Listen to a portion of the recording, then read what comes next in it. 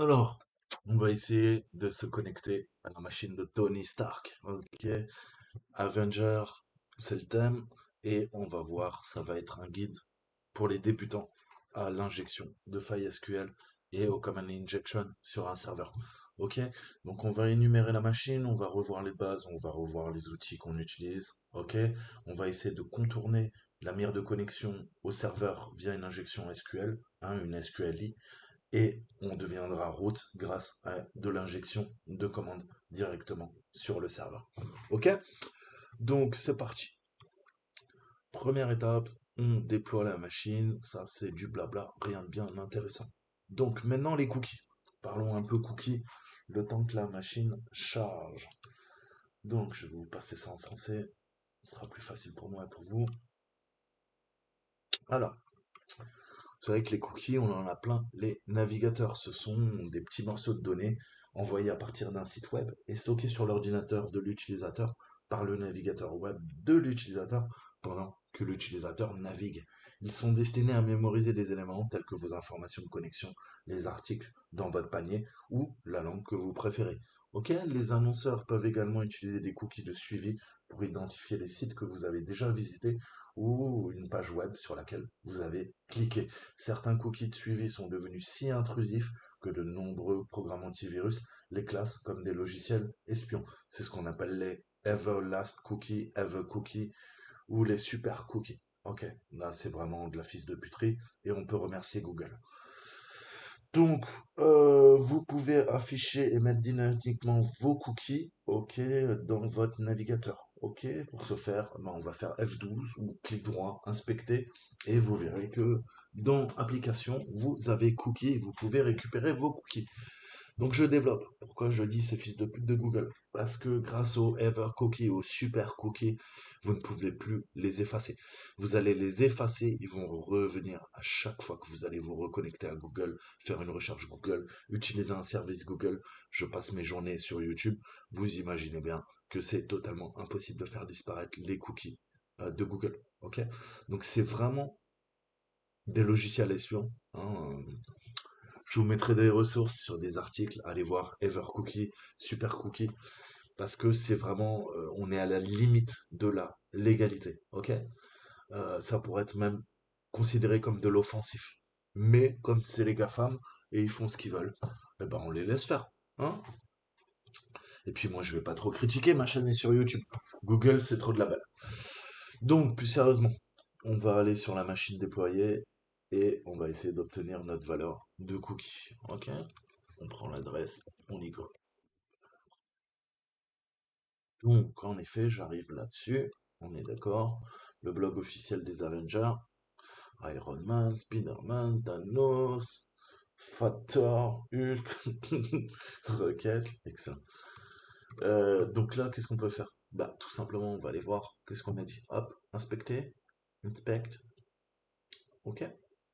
On a quoi ensuite? Storage? Non. Là-dedans, on a le cookie. Ok. Et on voit bien que là, ils ont créé. Il y a le connect seed, c'est le classique, hein. Donc ça, c'est mon cookie sous forme de valeur de hash qui me permet de m'identifier à la racine du serveur. Et ils ont créé un autre cookie qui s'appelle flag1 et qui s'appelle cookie secret, comme vous l'avez compris. Ok?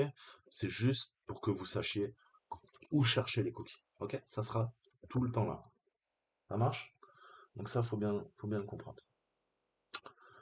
Ensuite, les headers, on va revoir. Je vous ai fait des cours sur Burp Suite. On va revoir, on va revoir. Alors, les headers, HTTP ou HTTPS. Ok, hein, donc on parle d'entête en bon français, permettre à un client et à un serveur de transmettre des informations avec une requête ou une réponse. Quand je fais une requête, le client envoie une requête à un serveur. En échange, le serveur répond au client. Ok, les noms et les valeurs d'entête sont séparés par un seul deux points et font partie intégrante du protocole HTTP. Ok? Donc c'est typiquement ce qu'on a vu dans Burp. Ok? On a quoi? On a une méthode HTTP. Ok? Cette méthode, c'est quoi? C'est du post. Ok? Le chemin vers le serveur web. Ok? C'est le registerdao.jsp. Ok? Et on a le protocole et Voilà, pour qu'il y ait le support au niveau du navigateur. Là, on lui dit HTTP 1.1. Ensuite, on a notre request header. C'est tout ça. OK? Tout ça, et là, on a le message body. Le message body, après le header, on dit quoi? Bah, visiblement, tu veux te connecter à un register DAO.jsp en poste. Donc, typiquement, tu essayes de te connecter à une mire de connexion.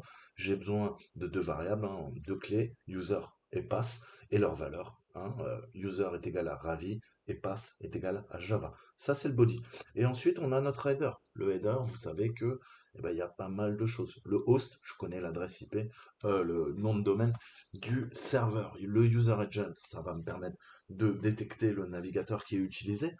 Accept, hein, c'est tout ce que j'accepte en termes de format, hein, donc XML, HTML, plain text, JPEG. Language, hein, le langage que je préfère. Si j'accepte l'encoding, hein, j'utiliserai des archives gzip ou deflate. L'accept car7, pareil, au niveau de l'encodage, je prends la norme ISO 8859 codée en UTF-8, hein, qui apporte un maximum de compatibilité.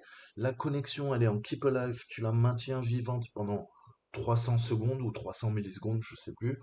Et la connexion, elle est en keep alive, donc tu la gardes ouverte, ok? Puisqu'on a besoin de s'authentifier. Après, on pourra faire un connection close. Ok? Donc les deux principales méthodes HTTP sont les requêtes POST et GET. Ok? Vous les utilisez constamment dans vos navigateurs sans le savoir. La méthode GET que nous utilisons pour demander des données à une ressource, hein, et la méthode POST, c'est pour envoyer des données à un serveur. Ok? Donc, nous avons affiché les demandes effectuées vers et depuis notre navigateur en ouvrant les outils de développement, en accédant à un réseau, et on voit en effet qu'on a tout ça, c'est présent. Comment je sais ça? J'y retourne, et là je vais dans Network. Et là, dans Network, il me dit, tiens, recharge la page. Je lui dis, ouais, cool, tiens, je te recharge la page. Et là, il me dit, écoute, bah voilà. Voilà ce qui se passe. Déjà, tes codes d'erreur, hein. Donc en 200, t'es bon. Le reste, il y a de la redirection, hein. Voilà l'adresse IP, voilà les ressources qui ont été chargées, voilà le type, hein, de fichier. C'est quoi? C'est une style sheet, un script, une image, hein, l'extension, le type. Si c'est mis en cache, oui, ça a été mis en cache. Et j'ai tout ce qu'il y a au niveau du size. Ok? Après, je peux récupérer le request header, comme on a vu. Je peux récupérer le response header, exactement comme dans Burp Suite. On peut aller voir les cookies qu'on a vu. Le request, le response. Ok? Tout ce qui a été mis en cache, les timings. Ok? Et là, trace au niveau de la pile, de la stack.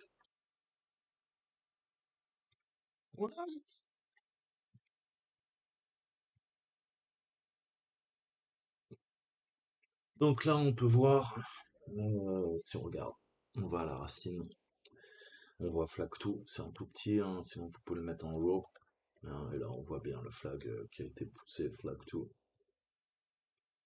hein. Donc les en-têtes, oui, sont importants.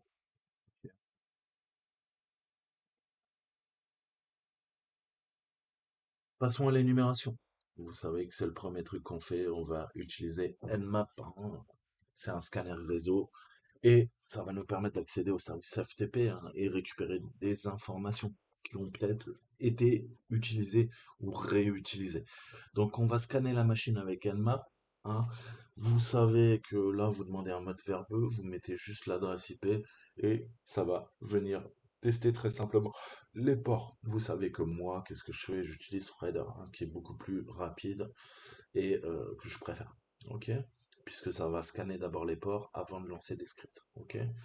Donc, vous pouvez faire en une commande ce que vous ferez avec deux ou trois commandes avec Nmap. Ok? Ok? Donc,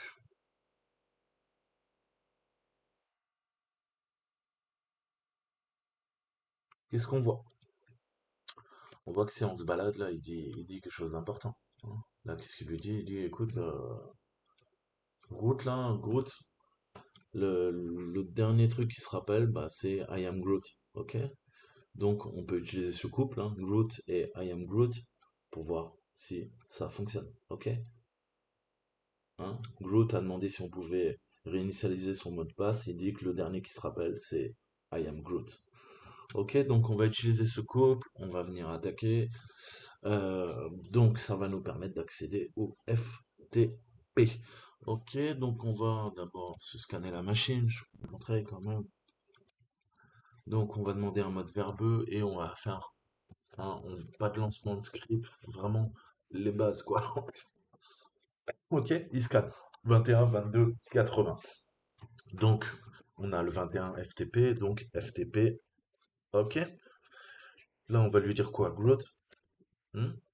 I am Groot.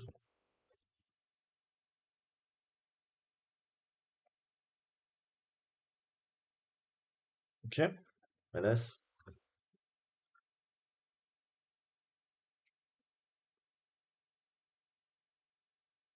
Et on va encore avoir ce...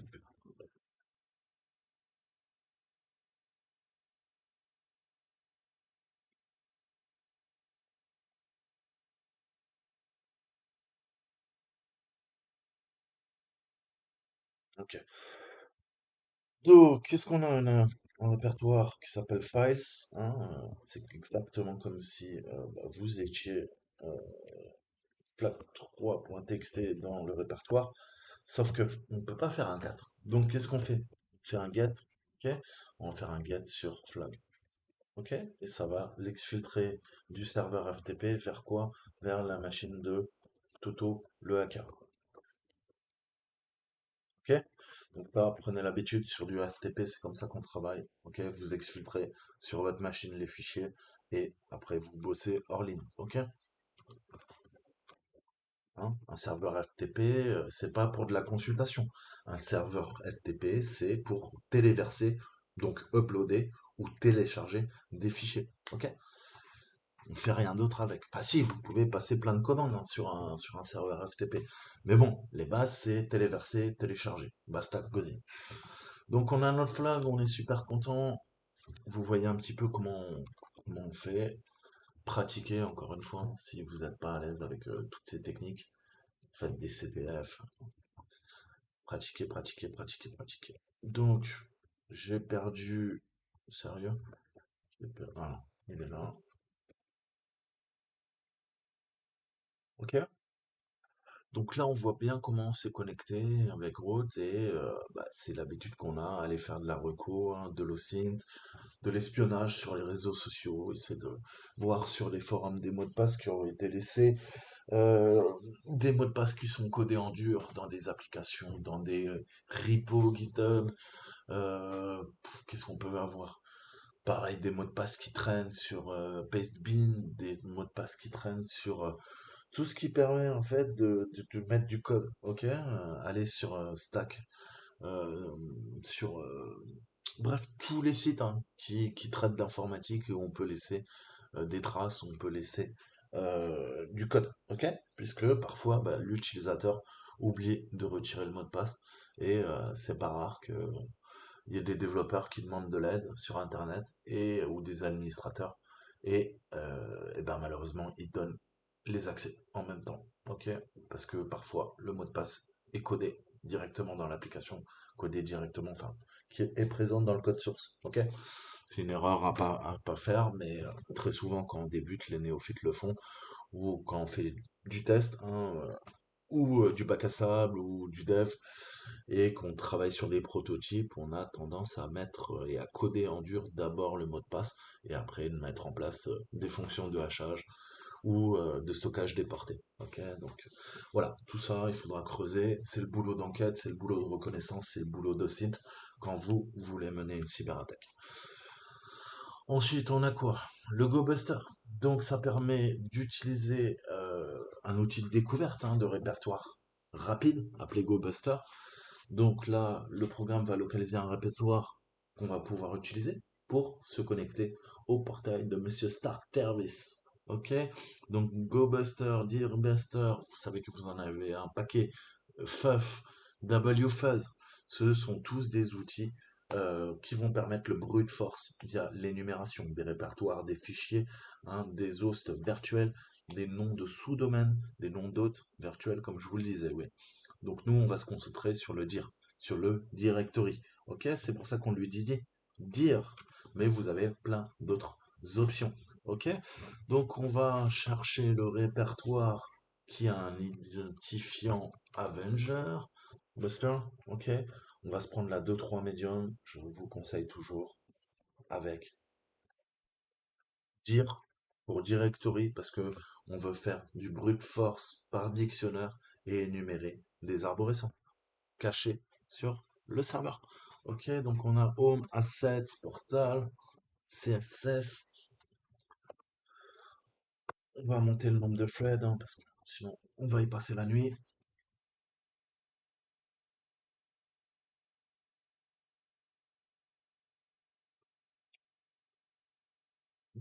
On a quoi? On a portal en 200, ça peut le faire. Logout, stones, on va voir.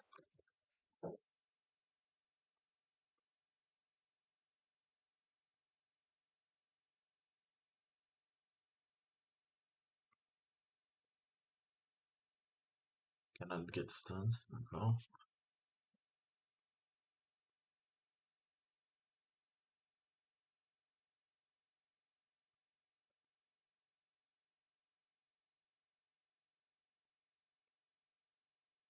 Ah, on a une merde de connexion.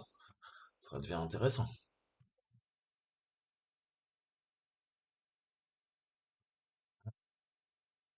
Donc c'est dans quoi? Ok.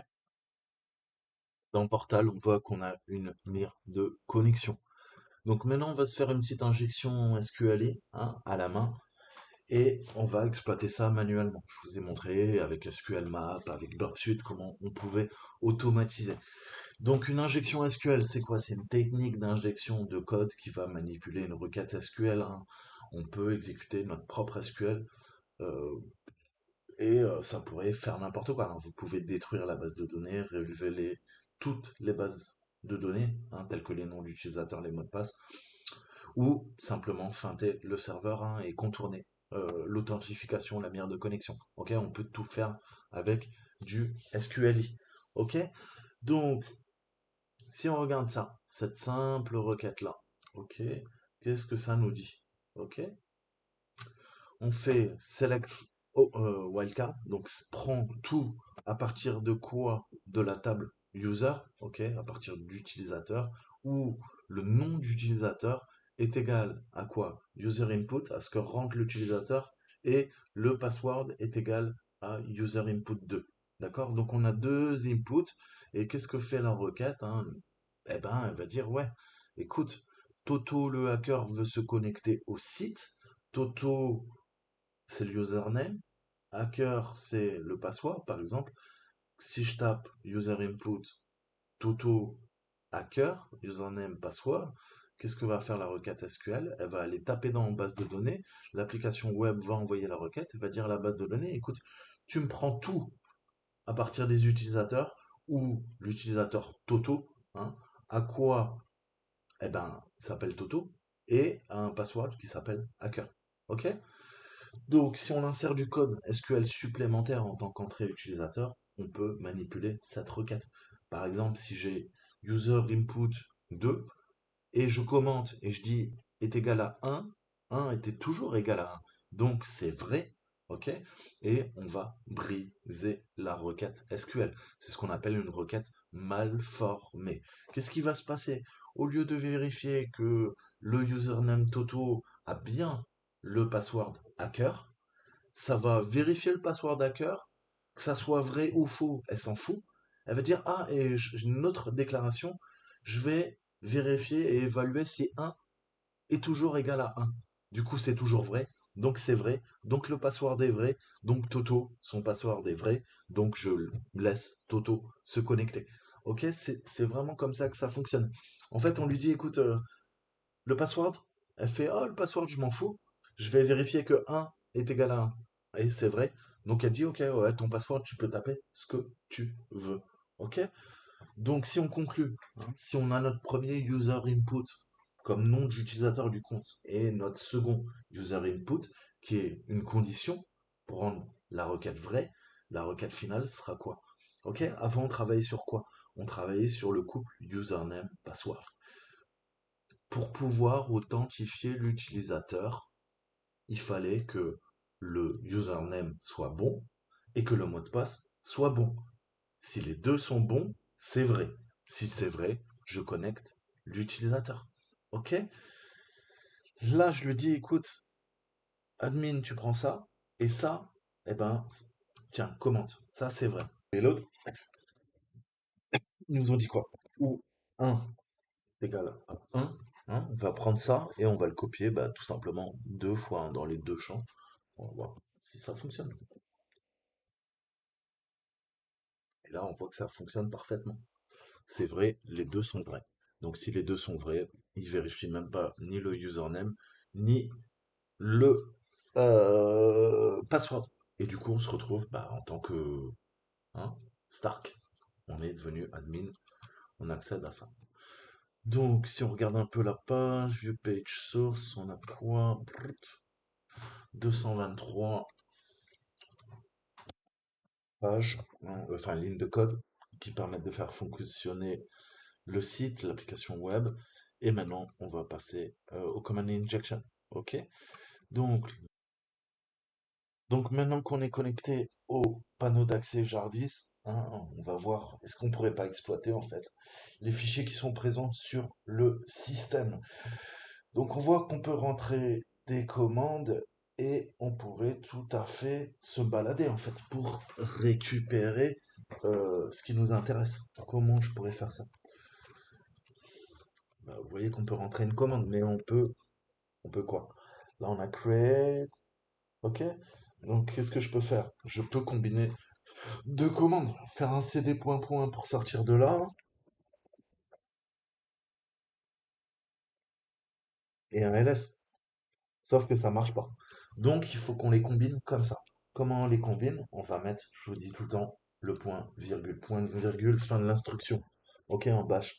Donc, fin de l'instruction, quoi? cd, point, point, tu sors de là, hein? Fin de l'instruction, et après, tu me fais quoi? Un ls.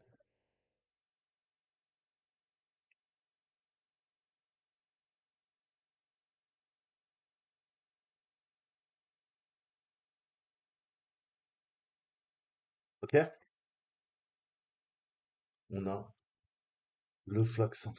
Donc, si il y a le flag 5, qu'est-ce que je peux lui dire? Plutôt qu'un ls, je peux lui dire plutôt un 4, flag 5. Il va sortir du répertoire et nous l'afficher. Ok?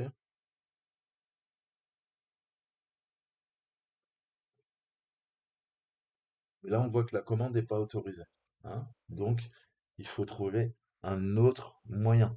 Comment on peut faire ça?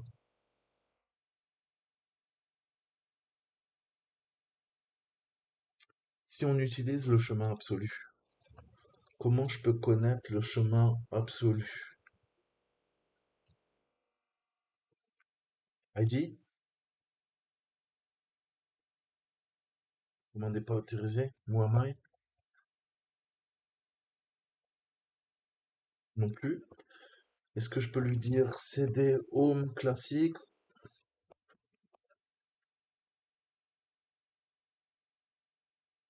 Ok. Donc là, on voit qu'il nous dit hein, commande not found. Est-ce que je peux pas faire un 4? Sur quoi? Sur Home, sur Ubuntu, utilisateur, et là-dedans, je sais qu'il y a un flag 5.txt. Non, la commande n'est pas autorisée. Mais peut-être qu'il y a un filtre sur 4, mais je peux utiliser quoi? Je peux utiliser less. Ah, ça passe. Je peux utiliser more? Non. Ok? Donc, vous savez que vous avez toujours plusieurs commandes hein, pour lire un fichier less et pas bloqué. Less nous permet bien de récupérer. Ok? Donc, si vous utilisez constamment cat et vous connaissez pas more, less, les autres programmes qui permettent d'afficher une commande, eh ben, vous serez bloqué. D'où l'intérêt de bien parfaitement connaître ces commandes Linux, ok? Puisque bah, s'il y a un filtre sur une, on peut peut-être récupérer via une autre, ok? Donc voilà, je vous dis à très bientôt, j'espère que ça vous a plu. Ciao, ciao!